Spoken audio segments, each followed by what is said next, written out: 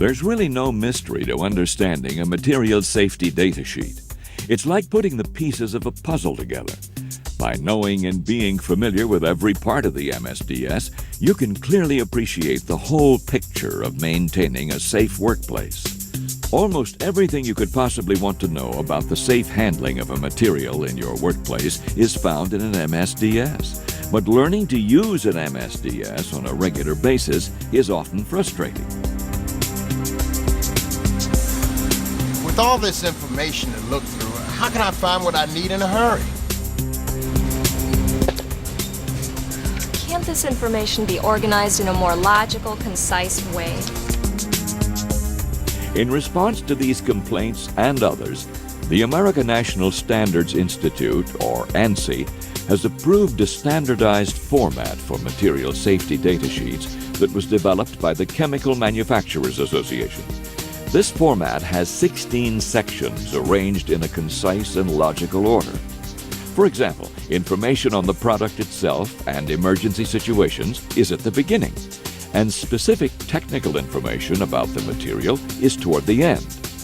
And in the case of an emergency, its simple design allows you to find information quickly, rather than spending critical time searching for it. In this program, you will learn how to use material safety data sheets by knowing the standard format of MSDSs, as well as understanding the content of each section. Perhaps more importantly, this program will encourage you to pick up an MSDS and read it before you need it. You probably already know that the Hazard Communication Standard, the Right to Know law, requires that your employer inform you of potential hazards associated with materials you work with.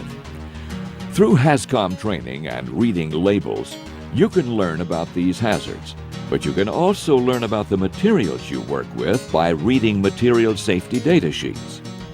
Your employer is required to have these MSDSs readily available during every work shift. You should read the MSDS for each material before you begin working with that material.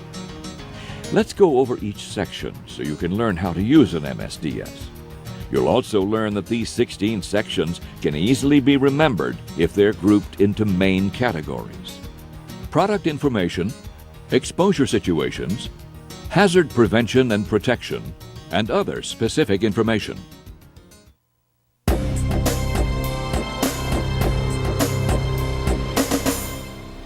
Section 1 identifies the material by its name. Spelling variations, synonyms, different grades or types may be used.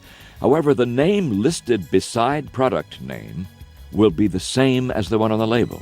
For example, hydrochloric acid has synonyms like muriatic acid, swimming pool acid, and concrete acid.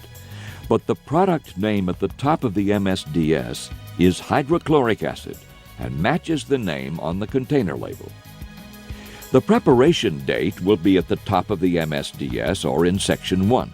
So if you find 2 MSDSs for one chemical, be sure to check the dates and use the most recent one. The manufacturer's name, address, and phone number are in Section 1, and more often than not, emergency phone numbers will also be listed for immediate assistance.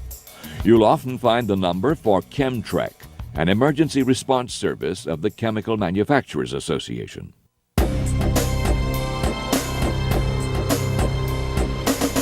Section 2 lists the components of the material listed in Section 1. These components may or may not be hazardous themselves, though. For example, water makes up more than 30% of this industrial cleaner. Of course, water alone is not hazardous. However, if you work with this chemical, you might want to know that up to 10% of its makeup is ethyl alcohol, which will irritate your skin and, if swallowed, can possibly cause birth defects. Ingredients which are trade secrets can be withheld from the MSDS. However, their hazards and how to safely control them will be provided for your protection. Because you work with so many chemicals which may be hazardous to your health, specific exposure limits have been established for your safety. You'll either find these limits here in Section 2 or in Section 8. 2 common limits are time-weighted averages, or TWAs, known as the TLV, threshold limit value, and PEL, permissible exposure limit. These are acceptable concentrations of a material averaged over an 8-hour workday that you can be exposed to without expected adverse effects. However, the TLV and PEL don't consider extreme levels that should only be tolerated for short periods of time. The short-term exposure limit, or STEL, does. The short-term exposure limit is an acceptable concentration for most people that you can safely be exposed to, measured over a 15-minute period. Often you will find a ceiling value, which is a concentration of a material that should never be exceeded during any part of your working exposure.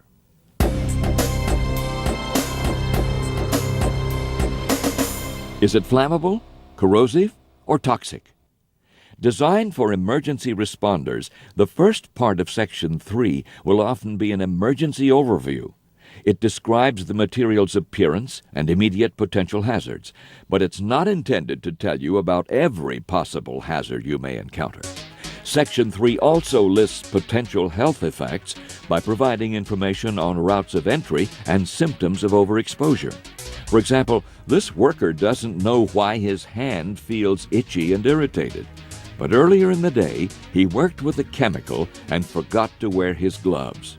So he checks the Msds and finds that skin contact with this chemical can cause irritation, which may not occur immediately. Always check the potential health effects in Section 3 when you need to know symptoms to watch for following contact with a particular material. Chronic or delayed effects will be found at the very end of Section 3.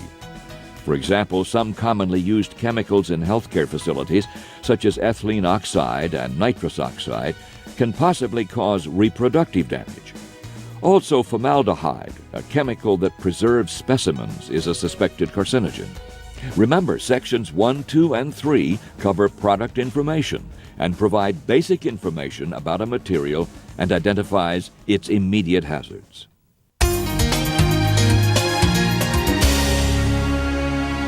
The first aid section explains in clear, non-technical language what to do in exposure situations. Some common phrases might be, flush eye with water for 15 minutes. Under inhalation, remove to fresh air. If not breathing, give artificial respiration. And for skin contact, you will often be advised to immediately flush skin with plenty of water for at least 15 minutes. Always check Section 4 for first aid measures, whether it seems like a big emergency or not.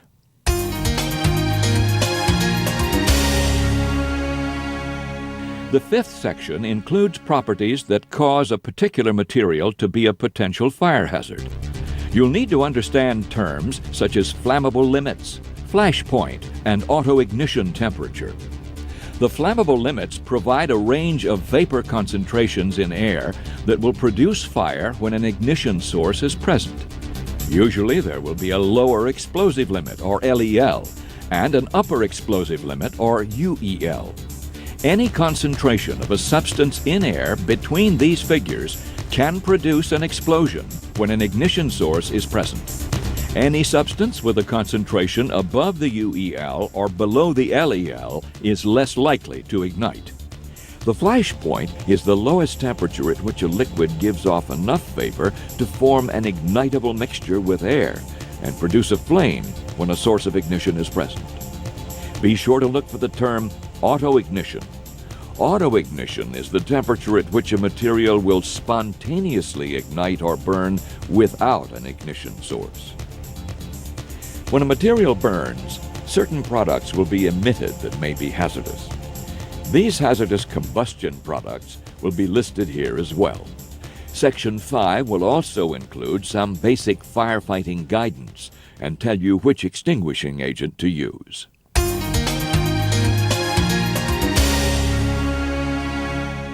Section 6 describes what to do in case of an accidental spill and is designed mainly for those trained in responding to emergencies. Instructions on containing the spill, whether it is large, small, on land, or in water, are included. For example, In a healthcare facility, if an ethylene oxide leak occurs, eliminate all sources of ignition, find the leak, and then shut off the lead valve. Most information you will need to know about a material during an emergency will be found in sections 4, 5, and 6.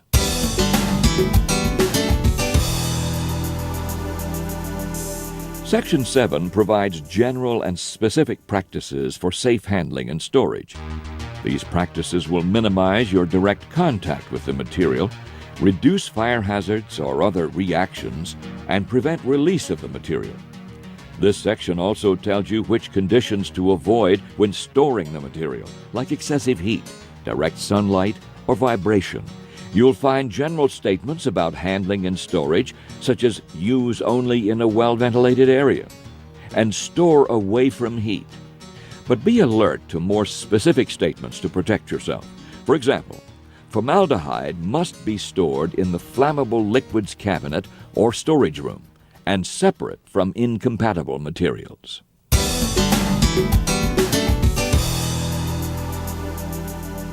The first part of Section 8 describes engineering controls, such as ventilation. Part of controlling potential risks involves keeping exposures at a safe level. For this reason, the exposure levels described earlier in Section 2 will often be listed here as well. For you, the most important part of Section 8 is personal protective equipment, or PPE. Proper PPE for everyday working situations as well as for emergencies will be listed. You might be warned to wear goggles, rubber gloves, or even full protective clothing. But pay special attention to the type of respirator the Msds suggests. Always know the proper PPE to wear for the chemicals you work with.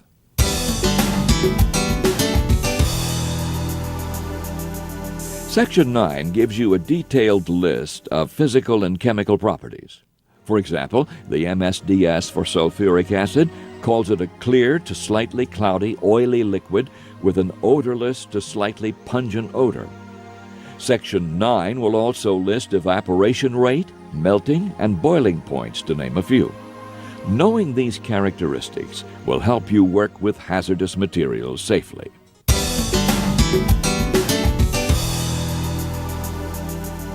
Section 10 names the chemicals and other materials that are incompatible with the product. For example, you want to avoid strong oxidizing agents when you work with toluene. And note that mixtures with tetranitroethane can become explosive. Section 10 also tells you whether the material is stable or unstable. Unstable material could become self-reactive, polymerize, decompose, or condense under reasonable conditions of handling and storage. Hazardous products that occur from decomposition of a material will be found in Section 10. For example, during decomposition of the anti-cancer drug adriamycin, toxic fumes of hydrochloric acid and oxides of nitrogen are emitted. Remember, for information on preventing emergency situations and protecting yourself, look in Sections 7 through 10.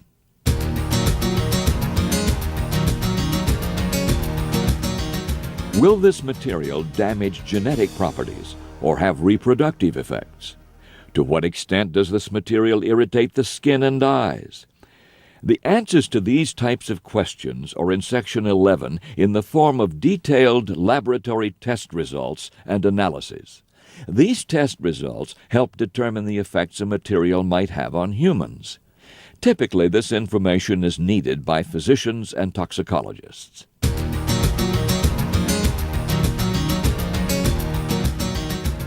Section 12 describes the effects a material has on the land, water, and air if it is accidentally released. Specifically, it provides information for environmental professionals on how to evaluate accidental spills or leaks.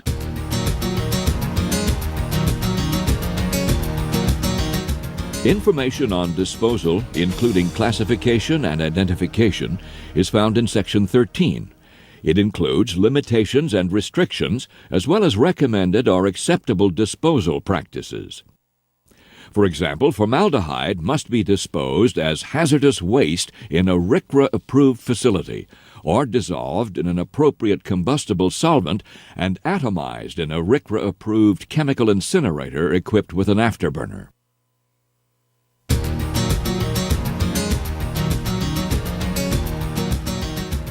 Section 14 contains information helpful in properly shipping the material.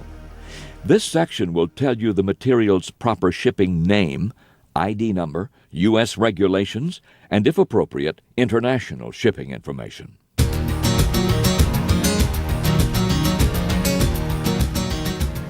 Section 15 includes state, federal, and international regulatory information.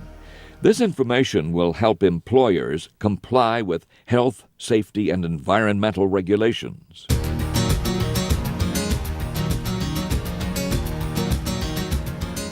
Additional information which may not be covered under the standardized headings will be in Section 16. Be sure to check this section for explanations on abbreviations, revision information, references, label texts, and hazard ratings. Now, what does all of this information mean to you? It means a lot to remember. There's 16 parts to the MSDS. Yes, but it's well organized and fairly simple to remember. Remember the guide, product information, sections 1, 2, and 3, exposure situations, sections 4, 5, and 6, and for hazard prevention and protection, sections 7 through 10, and check 11 through 16 for other specific information. Will I really need to know all the information listed in the MSDS? Maybe not everything, but you should be aware of how to use an MSDS and where you can quickly find important information. Remember, the MSDS does not take the place of common sense or caution. If you have doubts about a material you work with, be sure to ask your supervisor. Material safety data sheets are for your safety. They may very well be the best reading found on the job. When you're unsure about a material you work with, or you just need more information about it, pick up an MSDS and read it before you need it.